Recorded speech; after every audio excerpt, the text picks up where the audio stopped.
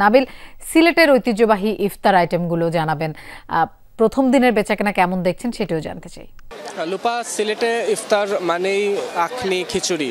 মূলত বাসাবাড়ি থেকে শুরু করে যে রেস্তোরাঁ আছে, রেস্টুরেন্ট আছে, হোটেল আছে, সব জায়গায় আসলে এই যে দুইটি পদ অর্থাৎ আখনি এবং খিচুড়ি, সেগুলোর চাহিদা, সেগুলোর বিক্রি বাট্টা সবচেয়ে বেশি। আমরা এই মুহূর্তে আছি সিলেটের জিন্দাবাজার এলাকার পানশির যে রেস্টুরেন্ট, সেই রেস্টুরেন্ট খুবই বিখ্যাত রেস্টুরেন্ট, এবং সেখানে আমরা যারা বিক্রেতারা আছেন তাদের সাথে কথা বলেছি। তারা বলেছেন যে এই আখনি এবং খিচুড়ি, এই দুটির চাহিদাই সবচাইতে বেশি বলে তারা জেনেছেন। এবং পাশাপাশি এর বাইরে জিলাপি, বেগুনি, চিকেন ফ্রাই যেগুলো আছে, ইফতারের অন্যান্য সামগ্রী, সেগুলো বিক্রি বাট্টা আসলে প্রথম দিন তারা যেরকম ভেবেছিলেন তার চাইতে বেশি, অর্থাৎ বিক্রি বাট্টাতে তারা আসলে খুশি বলেই বিক্রেতারা জানিয়েছেন। এবং ক্রেতারা বলছেন যে গতবারের চাইতে এবার প্রতিটি জিনিসের দাম অর্থাৎ পদের দামই বৃদ্ধি পেয়েছে।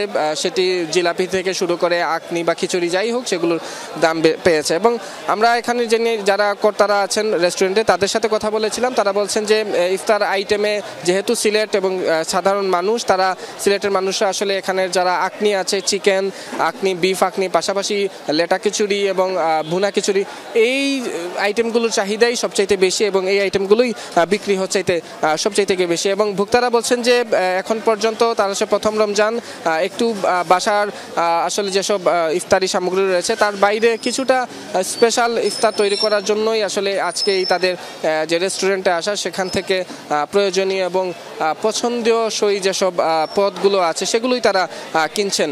চিরচারিত যে ইফতার সামগ্রী, সেগুলোর বাইরে আমরা দেখেছি যে নিত্য নতুন অনেকগুলো পদই আসলে রেস্টুরেন্টগুলো মুখরোচক খাবারগুলো রেস্টুরেন্টগুলো তৈরি করার প্রচেষ্টা করেছে। এবং ক্রেতাও আসলে সেই যে সেই খাবারগুলিতে তারা আকর্ষিত হচ্ছেন এবং তারা সেই খাবারগুলো সংগ্রহ করছেন, কিনছেন। তবে তাদের যে আসলে প্রত্যাশা ছিল যে হয়তো দামের ক্ষেত্রে হয়তো কিছু ক্রেতারা কিছুটা স্বস্তি পাবেন, তবে তারা বলছেন যে গতবারের চাইতে এবার প্রতিটা পণ্যের দামই কিন্তু বৃদ্ধি পেয়েছে। বিক্রেতারা বলছেন যেহেতু অন্যান্য কাঁচামাল থেকে শুরু করে পরিবহন কস্ট সব কিছুর দাম গতবারের তুলনায় বৃদ্ধি পেয়েছে, ফলে তাদের যে পক্ষেও আসলে কম দামে ইফতার সামগ্রী বিক্রি করা সেটিও আসলে তাদের পক্ষে সম্ভব নয়, যার কারণেই মূলত এই যে ইফতার সামগ্রী, সেই ইফতার সামগ্রীর যে দাম, সেই দামটি আসলে বৃদ্ধি পেয়েছে বলে তারাও